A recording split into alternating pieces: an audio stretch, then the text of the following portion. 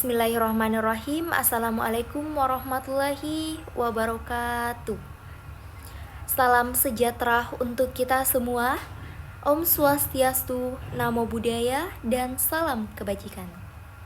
Pada kesempatan kali ini, kami dari kelas C, jurusan Administrasi Kesehatan, kelompok 6, yang beranggotakan 2 orang. Yang pertama adalah saya sendiri atas nama Nur Hikmah dengan NIM 250304502021.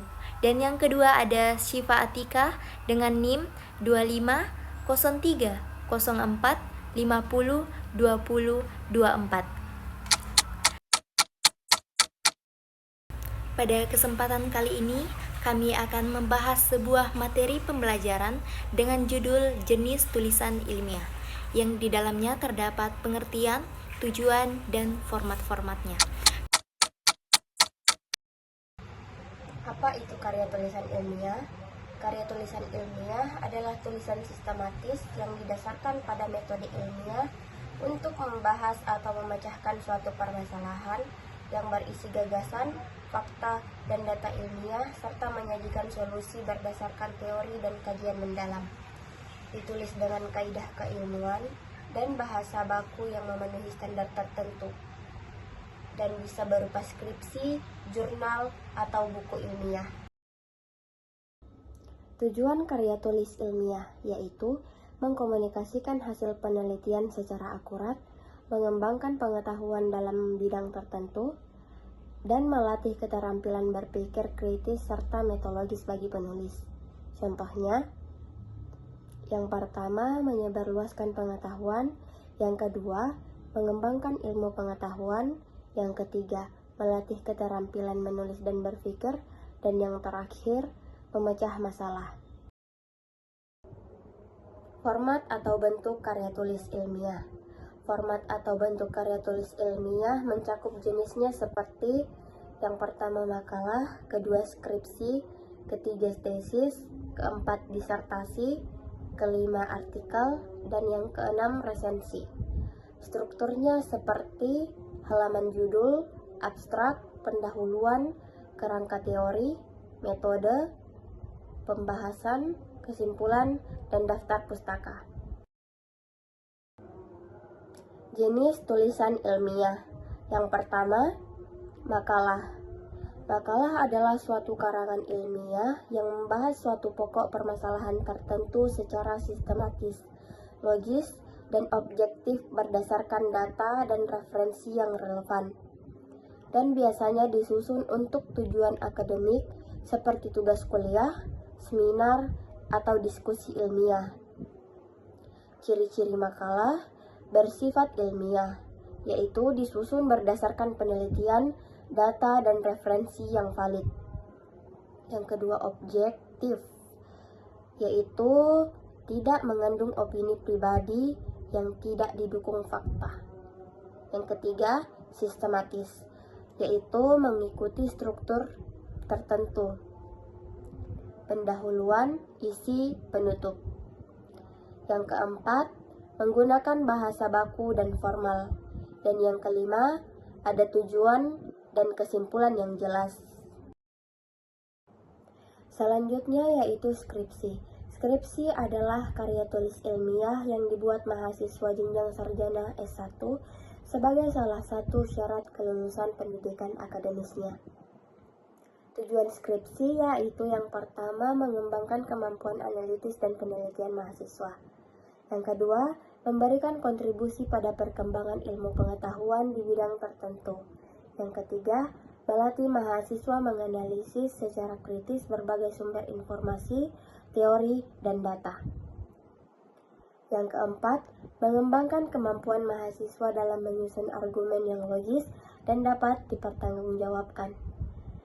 Selanjutnya, jenis skripsi. Secara umum, skripsi dapat dikategorikan menjadi 2 jenis berdasarkan metodenya. Yang pertama, skripsi kualitatif, dan yang kedua, skripsi kuantitatif. Yang ketiga, tesis. Tesis adalah karya tulis ilmiah akhir tingkat pasca sarjana S2 yang merupakan pernyataan atau teori yang didukung oleh argumen-argumen untuk mengemukakan hasil penelitian empiris yang sistematis. Kemudian ada fungsi dan tujuan tesis. Yang pertama, tesis merupakan bukti kemampuan mahasiswa dalam melakukan penelitian dan pengembangan ilmu di bidang studi yang ditekuni. Yang kedua, tesis dapat memberikan kontribusi yang baru pada bidang studi yang bersangkutan melalui penelitian yang sistematis dan terstruktur. Keempat, lanjut disertasi. Nah, disertasi adalah karya tulis ilmiah atau tugas akhir tingkat doktoral atau S3. Nah, kemudian ada ciri-ciri dan fungsi disertasi. Yang pertama, kontribusi orisinal. Yang kedua, penelitian mendalam. Yang ketiga, membuktikan kemampuan akademik. Yang keempat, syarat gelar doktor. Yang kelima, memicu pertanyaan baru. Kelima, artikel. Nah, artikel adalah karangan berisi fakta dan atau opini yang dibuat untuk dipublikasikan di media massa, cetak atau daring, untuk tujuan menginformasikan, mendidik, membujuk atau menghibur pembaca tentang suatu topik atau gagasan tertentu. Kemudian di sini ada struktur artikel. Yang pertama, tesis atau pernyataan pendapat, yaitu bagian pembukaan dan pengantar topik. Yang kedua, argumentasi. Nah, argumentasi adalah penjelasan secara rinci dan faktual mengenai pokok permasalahan yang dibahas. Kemudian ada pernyataan ulang atau kesimpulan, yaitu bagian akhir yang merangkum poin-poin kunci atau kesimpulan dari seluruh pembahasan. Yang keenam, resensi. Nah, resensi adalah ulasan atau penilaian terhadap suatu karya seperti buku, film, atau pertunjukan yang bertujuan untuk memberikan informasi lengkap, menganalisis, dan mengkritisi kelebihan serta kekurangan karya tersebut. Kemudian ada unsur-unsur resensi. Yang pertama, judul resensi, yaitu judul yang menarik dan relevan dengan karya yang diulas. Yang kedua ada data karya, yaitu informasi lengkap tentang karya seperti judul, penulis, penerbit, tahun terbit, dan ketebalan.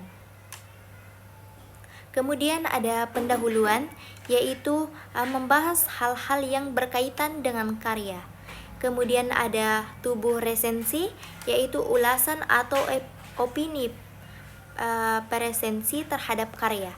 Yang terakhir adalah penutup, yaitu rangkuman singkat dan kesimpulan dari presensi. Selanjutnya kita masuk pada sesi tanya jawab.